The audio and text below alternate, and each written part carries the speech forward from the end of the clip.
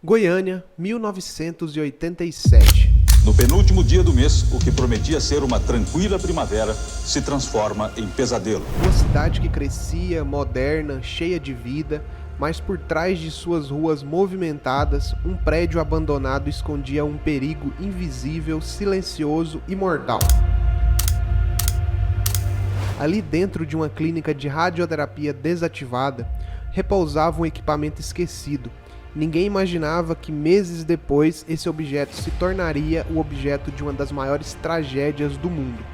O ano era 1997. O Brasil ainda respirava os ventos recentes da redemocratização, depois de mais de 2 décadas de ditadura militar. Mas a esperança de um novo futuro convivia com enormes dificuldades.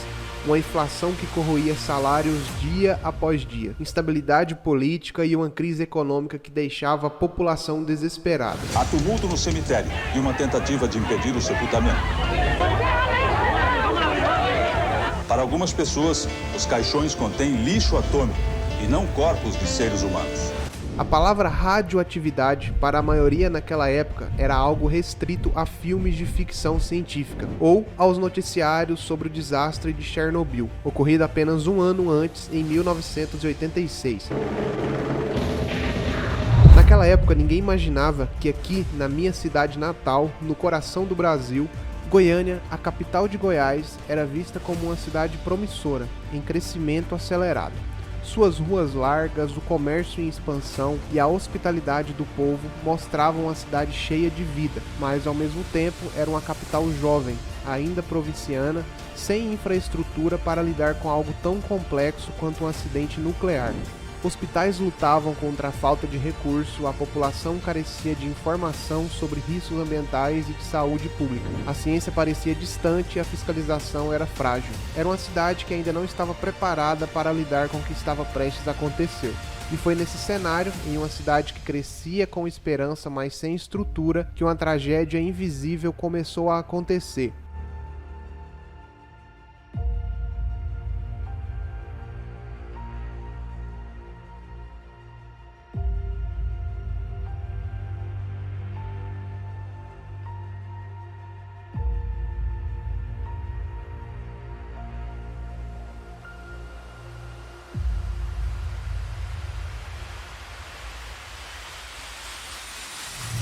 Tragédia que transformaria Goiânia para sempre e a colocaria no mapa do mundo não pelo progresso, mas pela dor e luto. Era setembro de 1987, em uma rua famosa de Goiânia, localizada na Avenida Paranaíba e Avenida Tocantins, próximo à região do aeroporto de Goiânia, estava o Instituto Goiano de Radioterapia.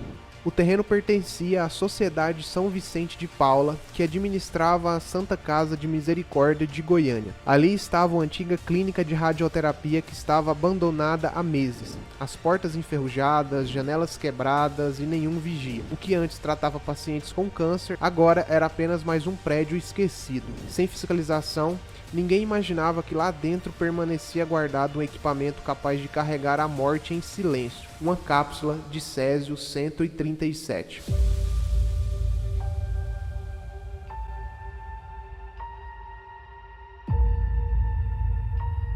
No dia 13 de setembro de 1987, 2 catadores de sucata, Roberto dos Santos Alves e Wagner Mota Pereira, decidiram entrar no prédio em busca de algo que pudesse ser vendido. Entre macas velhas e aparelhos abandonados, eles encontraram uma máquina de radioterapia, pesada, robusta e sem uso. Sem entender do que se tratava, decidiram desmontar. Com muito esforço, retiraram uma peça de chumbo, um pequeno cilíndrico metálico que escondia em seu interior um pó misterioso. À noite, quando finalmente conseguiram abrir, se depararam com algo fascinante. Um pó azul brilhante que cintilava no escuro. Parecia mágico, quase sobrenatural. E sem saber o perigo que tinha em mãos, carregaram o objeto para casa. Para eles, aquilo não era veneno, era apenas um objeto, um tesouro escondido. O brilho azul parecia tão bonito que chamava a atenção de todos. O que eles não sabiam é que aquele pó azul era o Césio-137, uma das substâncias radioativas mais perigosas do mundo. Naquele instante, a tragédia começava. Dentro da pequena casa de Roberto dos Santos Alves, o brilho azul rapidamente virou atração. Familiares, vizinhos e amigos se aproximavam curiosos. Todos queriam ver de perto aquele pó que parecia mágico. Alguns passavam na pele, outros colocavam em bolsas e até crianças brincavam como se fosse um brinquedo luminoso. O cilíndrico de Césio foi levado até a casa de Maria Gabriela Ferreira, dona de um ferro velho que comprava sucatas. Fascinada pelo brilho, ela distribuiu pequenas porções do pó para amigos e familiares. A filha dela, Leide das Neves Ferreira, de apenas 6 anos, brincava colocando o pó no corpo, como se fosse maquiagem. Achava bonito e encantador. Enquanto isso, vizinhos levavam aquele brilho mortal para festas, mostravam em bares e até em igrejas. O pó circulava pela comunidade, espalhando-se como um convite para a tragédia. Mas ninguém sabia que aquele pó azul que brilhava na escuridão era, na verdade, radiação penetrando em seus corpos, corroendo células, queimando órgãos e condenando vidas. Aos poucos, Goiânia começava a ser envenenada sem perceber. Enquanto o brilho azul continuava a encantar, o veneno invisível já estava corroendo os corpos das primeiras vítimas. Dias após o contato com o pó misterioso, começaram os sintomas: náuseas, vômitos, diarreia, tontura, queimaduras na pele e queda repentina de cabelo. Médicos nos hospitais de Goiânia ficaram confusos. Ninguém imaginava que era radiação. O diagnóstico mais comum era intoxicação alimentar ou alguma infecção desconhecida. Enquanto os exames não traziam respostas, mais pessoas eram contaminadas. O pó se espalhava em casas, ruas, festas e até no transporte público. Pais não entendiam por que seus filhos estavam tão doentes, trabalhadores não sabiam por que suas feridas não cicatrizavam e os médicos, sem pistas, tratavam como se fosse apenas uma doença comum. Mas a realidade era muito mais cruel. Era a radiação do Césio-137 penetrando silenciosamente no corpo de dezenas de pessoas.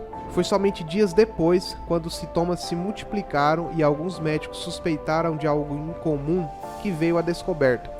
Não era intoxicação, não era infecção, era contaminação radioativa. E a essa altura a tragédia já tinha se espalhado por Goiânia. Quando finalmente os médicos e autoridades perceberam o que estava acontecendo, já era tarde demais. Goiânia estava prestes a viver dias de caos que ficariam marcados para sempre na história do Brasil.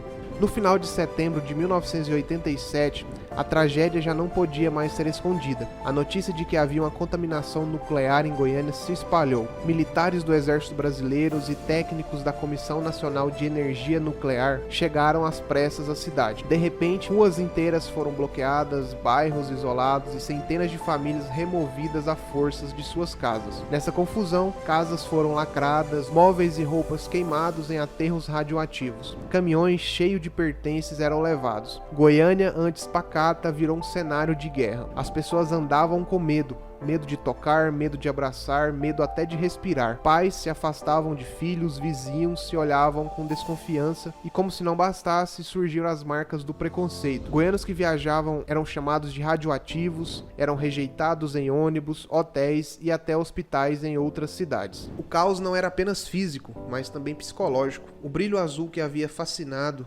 agora havia deixado cicatrizes invisíveis. O medo, a dor, a discriminação. Por trás dos números frios das estatísticas existiam pessoas, famílias inteiras, sonhos interrompidos, vidas marcadas para sempre. No meio dessa tragédia, um nome ficou para sempre gravado na memória do Brasil: Leide das Neves, uma menina de apenas 6 anos. Ela brincou com o pó azul, passou na pele, comeu ao lado da família contaminada e logo começou a sentir dores terríveis. Leide foi internada em Brasília, mas seu pequeno corpo não resistiu. Leide, de apenas 6 anos, foi uma das primeiras contaminadas. Segundo registros, ela foi isolada no Hospital Naval Marcílio Dias, no Rio de Janeiro, pois a equipe tinha medo de se aproximar. Entre os sintomas estavam gradualmente inchaço no corpo, queda de cabelo, comprometimento dos rins e dos pulmões e hemorragias internas. Faleceu em 23 de outubro de 1987, vítima de septicemia e infecção generalizada. Seu sepultamento em Goiânia exigiu cuidados extremos.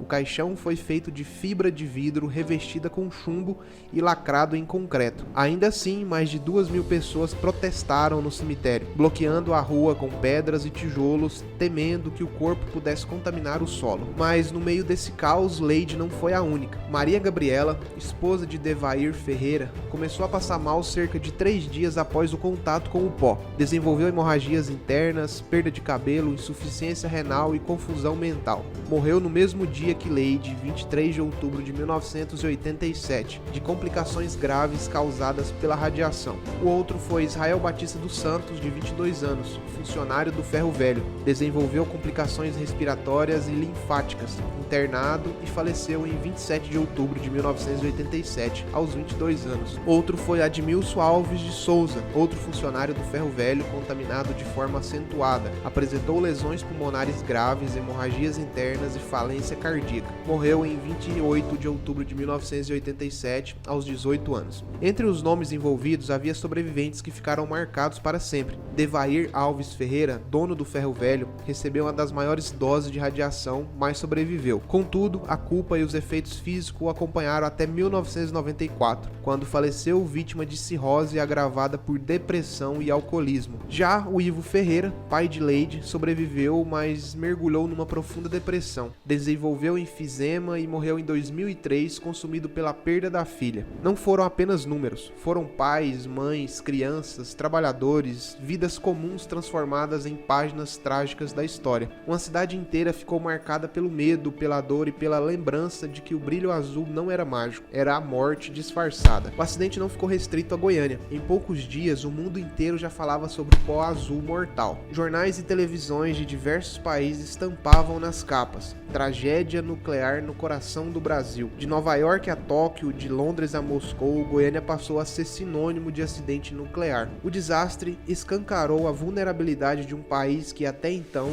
pouco se preocupava com o destino de materiais radioativos. O governo brasileiro foi pressionado aos órgãos internacionais, como a Agência Internacional de Energia Atômica e a ONU, a adotar normas mais rígidas de segurança. Missões estrangeiras vieram a Goiânia para investigar o caso e técnicos internacionais ajudaram no processo de descontaminação.